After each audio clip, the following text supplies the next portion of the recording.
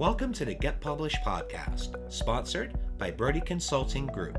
To get more information about our coaching, publishing, executive ghostwriting, and podcast production services, go to getpublishedpodcast.com.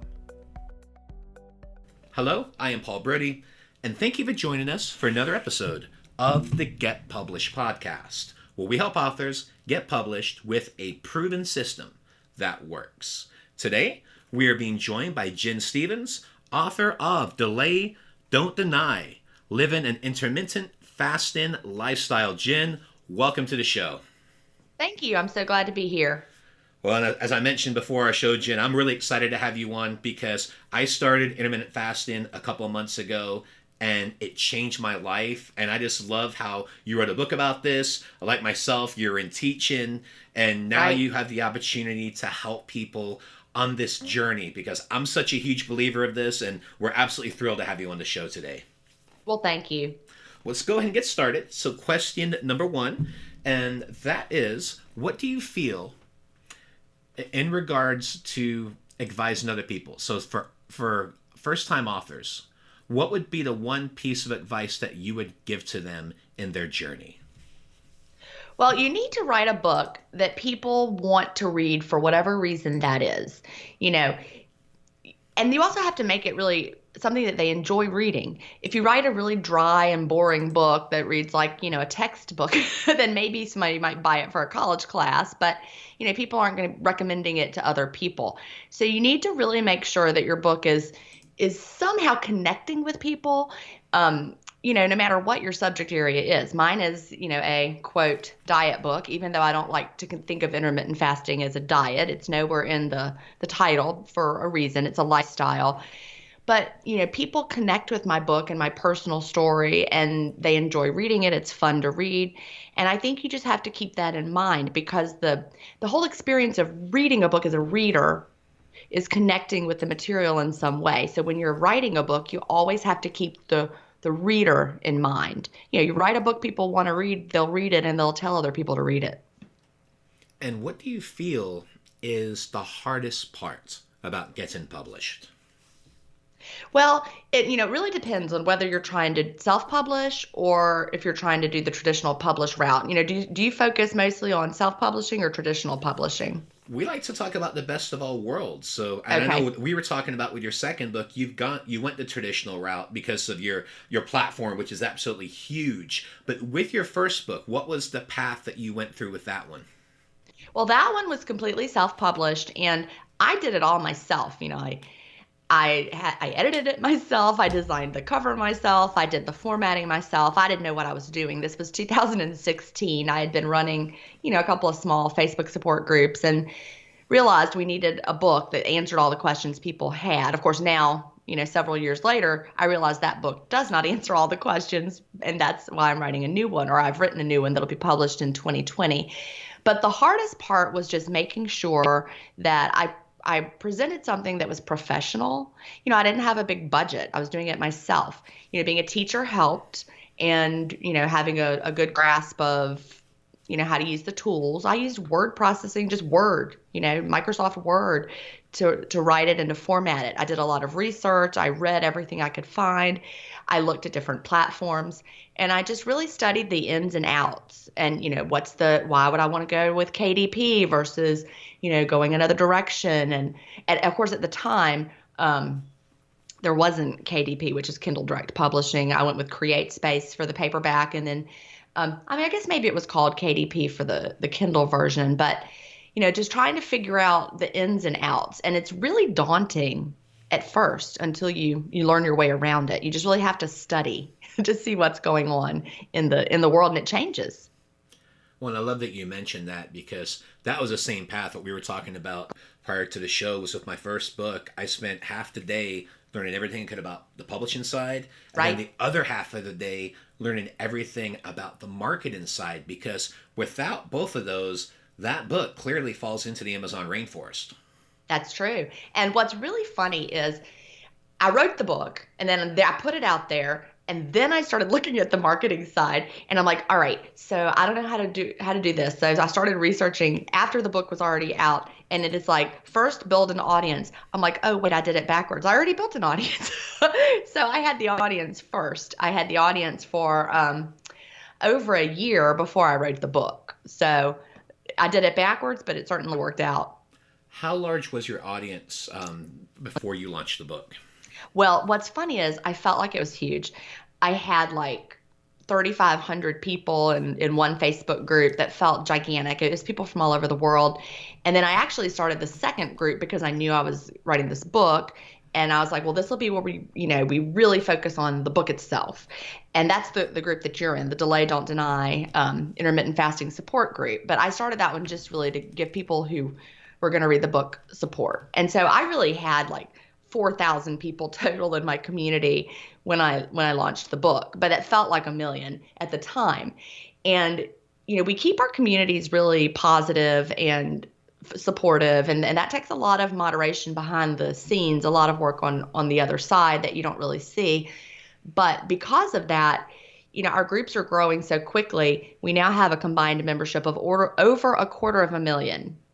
And in my one largest group, which is the Delay, Don't Deny intermittent fasting support group that I mentioned a minute ago, that group just hit 155,000 members today. But in June, it hit 100,000. So it has grown from 100,000 to 155,000 from June to August of just this year. So, it's really growing exponentially. And, we're not out trying to round up members. We're not, saying, hey, everybody, add your friends. We don't do that. We would rather have quality over quantity. And I think that when you have that kind of a mindset, the quantity arrives because, it's a group that people enjoy being in. We don't have trolling. We don't have, that sort. I mean, of course, you're going to have random bad things happening on the internet here and there, but we really keep our eye on it and make sure it's a positive, supportive place. And that's really important. And I will agree completely with that. I'm not on in a lot of Facebook groups, but when I started my own journey with intermittent fasting a couple months ago, and I did a post about it and the weight loss and the great results. And I had a couple of people put a comment and going, hey, you should check out this Facebook support group. It's phenomenal. And I typically wouldn't pay attention to that, but I'm like, okay, let me check this out. Looked at it, and I just loved all of the positivity. And you bring up a good point with sometimes the people that might be trolling a little bit. And we were talking before that there was a picture today that a lady posted, and it was one of those mirror image selfies where it did look like her, I guess she had a tattoo in her leg, and it showed right on the other side like a before and after picture, and people were kind of like, oh, I don't know if this is real. And you immediately put a comment in yourself and made it very clear, listen, this is how it works. This is the process. Yes, this is real. Right, because when you take a picture, if someone takes a picture of you, it looks one way, and then if you take a mirror selfie, it's obviously flipped. So it looks like your tattoo has jumped from your right leg to the left leg. And really, people are like, I'm so confused. That's fake. We're like, why would someone go to all that trouble to fake a photo and then make a mistake and put the tattoo on the wrong leg? Yeah, it was pretty Use your funny. common sense, people. It was funny, but I do love the positivity, and the success stories are amazing, and it's inspired me. So I've written 15 books, published them, they've been bestsellers, but I've got a book coming up I'm going to be doing in a month or two about a Maui trip I did, and then on this book 17, I want to take a little deeper dive into intermittent fasting as well, because like yourself, I am a true believer of this, and I've fought with weight my entire life. It's gone up and down, and you and I both know the math. Less than 5% of people that lose the weight keep it off. And the fact is, intermittent fasting is a game changer. And I typically don't interject my own personal opinions into the show, but I am a firm believer in what it does. That's why I was so happy to have you on the show today to talk about it. It really is a game changer. And I tell my own story in the book, Delay, Don't Deny, Living an Intermittent Fasting Lifestyle. I'm 50 now, and I had the typical weight journey, but I became obese in my 40s, and I topped the scale at 210 pounds, and intermittent fasting helped me lose over 80 pounds from 2014 to 2015. But, as you mentioned a minute ago, the hard part, and I say hard part, because that's what we're used to with, quote, diets, keeping the weight off. I have had no trouble keeping the weight off. So I've lost over 80 pounds, and I have kept the weight off since 2015 without struggle. And that is where intermittent fasting is different. I'm in the best shape of my life at the age of 50, and it's not a struggle. And it really is an amazing thing because there's two things I would never eat no matter what: ice cream and pizza. Well, I've been eating ice cream and pizza these last couple of months. I've had the Halo Top ice cream with all the different varieties with that. And we'll typically go to, there's a pizza place over here called Mama's Pizza. And we'll get a pizza, one of those big ones every week. We'll take home half of it, make it 2 meals, and I'm still dropping weight. I've done that routine, Right. and then I've averaged 2.5 pound weight loss a week. And I That's almost want to think fabulous. about that as kind of like the hook, like how I lost weight by eating pizza and, Yeah. and ice cream. Yeah, exactly. But the trick is you have that in the afternoon, not in the evening. And that's one of the biggest things that I've changed is eating a little heavier in the afternoon and eating a little lighter in the evening. And my window is from noon to 7 o'clock. That's it. After that, it's just water. I don't even do the coffee. I just Yeah. drink water. My window is typically like today we're talking in the late afternoon, and I don't open my window if I have to talk to somebody on a podcast because I'm more mentally sharp before I eat. So, it's almost 4:30 and I haven't eaten yet today. And so I'll probably have a little snack after this and open my window at that time, and then I'll follow it up with dinner later. That works better for me. And the beauty of it is there's no one right way to structure your window. Yeah. It's all a matter of finding your own sweet spot. I'm not going to say, here's the window you should have, because that would be silly. Because there are people who do better with a morning window or an afternoon window. And for me, it's an evening window. So it's Yeah. very customizable, and you have to make it fit your life and your lifestyle and what you're doing. Well, another thing I tried to do as well, I had a Dr. Toomey Johnson on the show a couple of weeks ago. It's a lovely lady, and she's a huge believer in intermittent fasting as well. And she was talking about how at times she does 24-hour fasts. So I was like, you know what? I want to see if I can do it. And this month alone, I have done two 24-hour fasts, and I've only ever done that maybe once or twice my entire life. And it was amazing. I felt fine. No headaches, Yeah. no issues. It really was interesting to kind of push your limits and get out your comfort zone a little bit with that. Well, because your body's adapted to fasting. So Yep. what really happens is, as you're going along, you think, that, oh gosh, it's going to get harder and harder and harder as the day goes on. But really, it's the opposite. Once your body is adapted to running on stored body fat for fuel, it actually gets easier as the fast goes on. So, we just moved from one house to another. And I, was really working hard in the fasted state. And there were a few days I went for, 24, just moving and being so busy. And you just feel so great, you don't even notice.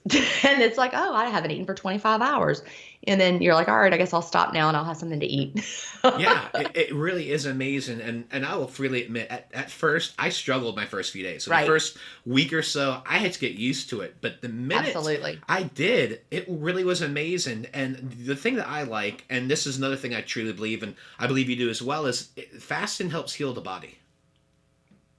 Oh, yeah. I like to call it the health plan with the side effect of weight loss, because it's Yeah. doing a lot of things behind the scenes. Because, think about this, digestion takes a lot of your body's resources. So if you're eating, the 6 small meals a day, like we're being, encouraged to do now, which is silly, your body is always spending resources on digesting your food.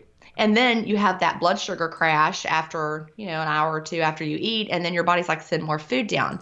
And your body becomes not able to even tap into your fat stores because it never has to. It's always looking for that quick food that you're eating and feeding it all the time. So when you're fasting, your body has to look around and see what's there. And yeah, for the first week, 2, 3 weeks, even the first month, your body might be like, no, I want you to send down, a donut. That I'm used to a mid-morning donut. Where is it? But if you give it time and let your body adjust, that mid-morning donut doesn't come, and your body says, all right, I'm going to get the fat off your thighs today. And then you start to feel fabulous. Yeah, it really is. It's basically a fat burning machine, essentially. It's Right. Kind of that level of ketosis, but next level, because it's doing the. I mean, this is how we all started. Was Right. We were fasting many, many thousands of years ago. This is how we adapted because food wasn't plentiful. You'd have to go out and hunt back in the day. So you Right. went periods without eating. I mean, this is how our bodies were initially designed. So it's nice to be able to go back to that. We call it metabolic flexibility. And, your body can switch fuel sources as needed. So when I eat in a little while, my body is able to switch fuel sources to the food that I just ate. And then later, when I'm back into the fasted state, I won't be right in the fasted state immediately when I'm done eating. It takes hours for your body to process that food. But when I get back into the fasted state, boom, my body can switch fuel sources. And I think that's our natural way of being. We're not supposed to be in ketosis, 24/7, but we're also not supposed to be in the fed state constantly either. Yes. We're supposed to go back and forth. Yeah, and there's a balance. That's what I love about this is you literally, if you wanted to, you could eat pretty much whatever you want in that window. Now, are you going to have the same results? Probably not as much. But one of the things that I'm going to experiment with, because, of course, you and I both know in a couple of months, here comes Christmas. And what comes with Christmas, the parties, the food. So I'm fully making that commitment to continue to fast in through the holidays. Yes, am I going to enjoy some turkey and stuff? And oh, absolutely. But it's going to be balanced out with the fasting. I'm going to be really curious to see how it balances out, especially with that time of year, because I think that's the time of year that we all struggle with just all those great goodies that are out there. Well, intermittent fasting really helps you get through it. I just counted up on my fingers, and this will be my 6th holiday season as an intermittent faster. Yeah, and so back to 2014 when I had really just gotten on the intermittent fasting bandwagon as a lifestyle, and I have not had a holiday season where I gained weight since 2013. So every holiday season, I have either been in the losing weight phase or actually maintaining. So, what was your window during the holidays typically? Well, it really depends. It depends on events. If I have a special event, I'll open my window earlier, and it might be a longer eating window that day. And then I find that after a longer eating window one day, the next day my body's happy to fast a little bit longer, and so it really balances out. I don't make myself fast because I'm making up for being bad. That's diet mentality. And I'm free of all that, which is amazing. I'm not like, well, I'll have to fast extra long. I just say, well, I had a lot yesterday and now it's time I want to feel a little better. So there's no punishing myself with longer fasts. It's just, letting it happen naturally. So, on Christmas morning, for example, I open my eating window as soon as somebody puts out the food. I love that. So it's Christmas morning, and I'm not like, oh, I'm bad today. No, it's Christmas Day. And then by the end of the day, I'm like, oh, I never want to see another cookie for a while. Or, then the next day I'm like, wow, it feels better to not be doing that. You feel so good when you're living the intermittent fasting lifestyle that you don't have to, quote, cheat, because a day like that really isn't as much of a that was fabulous as you thought it would be. You feel draggy by the end of it. Well, and I've noticed that too. It definitely hits the digestion, so it's going to be a good journey. I'll shoot straight with you. I typically put on 5 to 10 pounds during the holidays, so my goal is to minimize that damage. And if I do put anything on, hey, you know what? I'll knock it off a few weeks after New Year. Well, I bet you won't. Let me know. I'm going to bet that you will not this year. That's a bet I'd like to lose. Yeah. I hope you lose that bet. Excellent. So at this point, I'd usually ask about your marketing strategy for your launch, but I think it's pretty clear. You essentially utilize your Facebook community. Is that right? Well, I did, and it really wasn't. This is the opposite of maybe what I even should say. I had no master plan. Like I said, it just kind of happened. Yeah. And, I wasn't trying to build a big audience. And I remember being terrified as the audience built, like when it got to 5,000 and then 10,000. And then I was like, wait, I'm putting this stuff out there and all these people are seeing it. And, what if I look like an idiot, right? And the bigger it got, the scarier it was. And then finally I was just like, I got to embrace it and let this happen. Well, with the group becoming so huge too, because I did notice you have admins, you have moderators. Right. How were you able to recruit these people? And then did you have to pay these people to help moderate the group? Because obviously it does take a lot of time with 150,000 plus personalities in there. Oh, yeah. Just that one large group, for example, we have approaching 2 million posts, comments, and reactions a month. Wow. That is a lot, and it has to be fully moderated. So what's interesting is I managed it completely by myself until June of 2018, 100% by myself. And we didn't have post approval. We didn't, I mean, it was like, because Facebook also didn't have all these features. If they did, we didn't know about them. So it's all evolved over time. But, finally people were like, hey, can I help you out with some of this? And, I really didn't want to add moderators because someone told me early on, when you start adding moderators, people get on power trips and then it's like changes the whole group. And I really didn't want that to happen.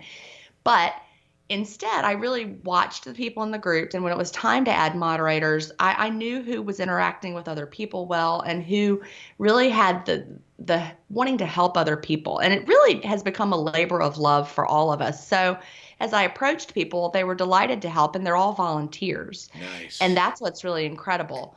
We've got over 20 moderators from around the world. When we're sleeping here in the United States, our moderators in, New Zealand are awake and seeing what's happening overnight.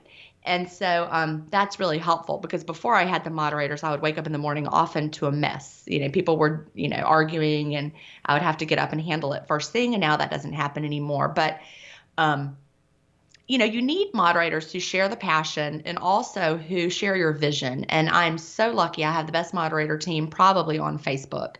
And, they recognize the value that they are adding to people's lives, and they see it as, like I said, their labor of love. They have found freedom through intermittent fasting, and they want to help other people do it too. And that's what I think the main thing is. It really is a movement. And that's Right. why I'm such a believer of this, because it works. And for someone who's struggled with their weight their entire life, this is great. And this is something that I will do the rest of my life because of the results. And the fact is, you do feel good doing this. It really does work.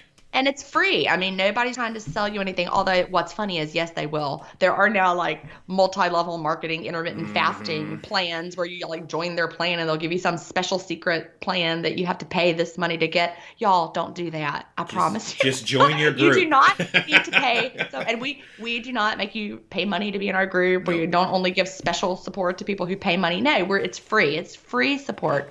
And we're giving it to you, and it will always be free. Even though Facebook tried to get me to have a paid group because they were doing that for a while, I was like, no, thank you. I reject that model, which may be silly. But, I believe that intermittent fasting is free, and it should be free. And we're not going to make you pay to get support.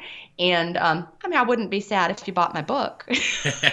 Well, and the but thing you know is, what? You'll make that back. The money you spend to buy a book, you'll get it back in your first week with just, the food that you're no longer eating all day long. well, and also that's the teacher in you as well, because I have that same mentality. My philosophy is always to give, and people, they're going to end up working with you regardless, because if it's the right fit, they're going to come work with you. But what I find is when you give, it always comes back in a beautiful way. I think so too. I agree with that completely. Well, speaking of books, I'd like to know, what is your favorite book, and what was the number one thing that you learned from it? Yeah, that's a really hard question to answer because it depends on whether you say your favorite book about whatever, whatever. I will say one of the most influential books in my life is the book called Mindset, written by Carol Dweck, and she's a researcher in the field of psychology, and basically it has to do with whether you have a fixed mindset or a growth mindset. And it really helped me as a teacher to learn how I spoke to children, and it started me along the path of understanding that so much of our life is based on what we think in our minds. And of course, that's led me to other books along the same path. But, if you have the mindset that you can grow and you can lose the weight and you can, learn the things and you can, be successful, whatever it is, if you have the mindset that you can do something, you're a lot more likely to do it than if you have, that fixed mindset of like, oh, I just don't do things. I just can't, and we all know that at some level. Obviously, we've heard that before. It's not new. But when you read the book Mindset, you realize that the research is very solid. You can change your mindset and then change your life. And for a final question, what is your favorite quote and why? Is it weird to not have one? I've been thinking about this all the time, and like, what is my favorite quote? I do not have a favorite quote. What about a mantra? Well, my mantra is delay, don't deny.